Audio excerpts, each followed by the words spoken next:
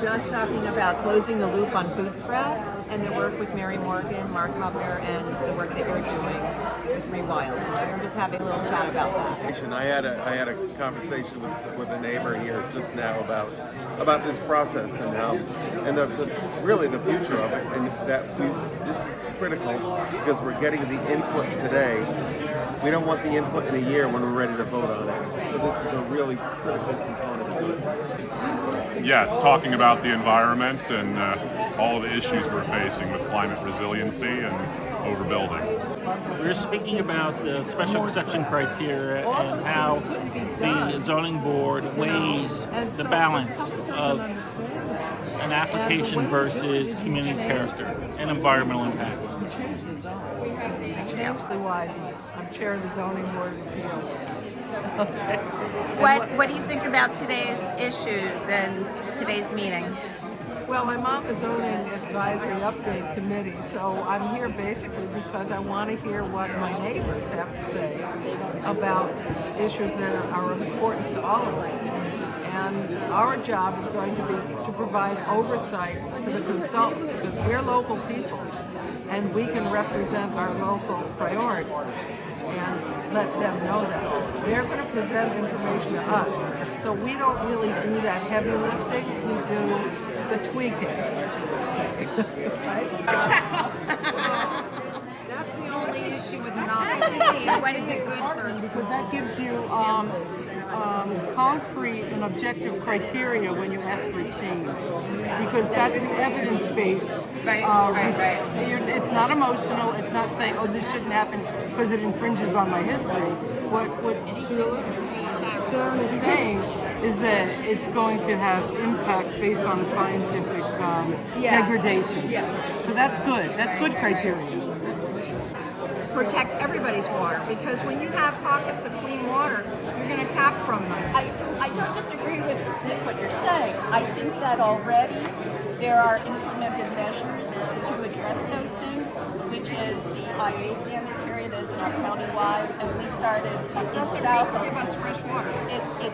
It does filter the water and prevent the. We seem to be, kind of building consensus among us about the need for a balance of increasing affordable housing while preserving open space and land and farmland, and being very mindful of overdevelopment, right?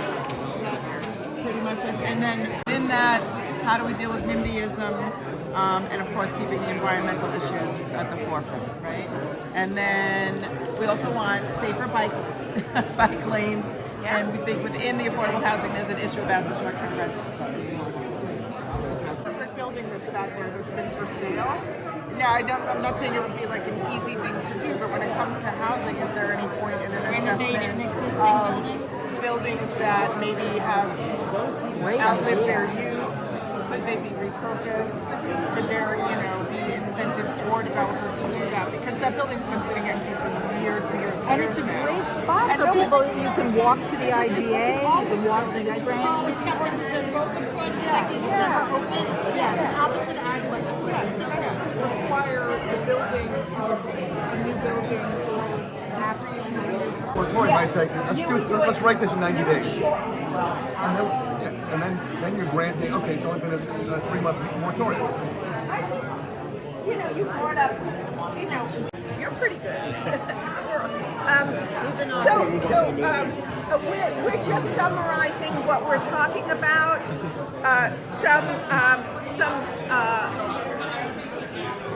Protecting our farmland and protecting our business districts, and specifically from big companies coming in and buying up farmland, buying up property in our business districts, and monopoly, but also we thrive on our local mom and pop shops, and we want to continue we want that character to continue. We have a mom and pop I'll go to the solution. Thank you. Are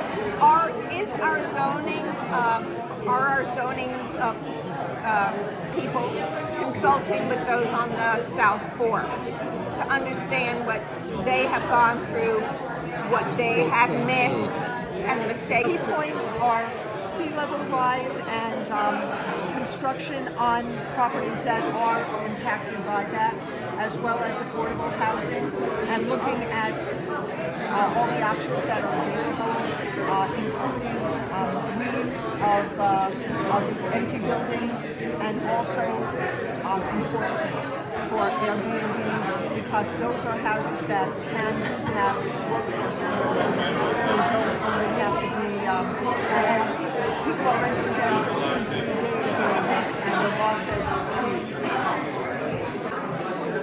How can I even say, like, Peconic Lane should have sidewalk all the way down?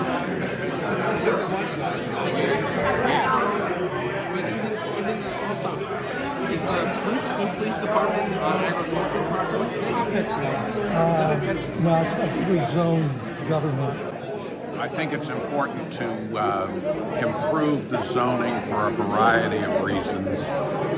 One is to keep the agricultural lands intact by allowing better agricultural operations, more opportunity, which the code currently does not allow. And I think that overall there are some infrastructural problems that the town is having, whether it's communications or what have you.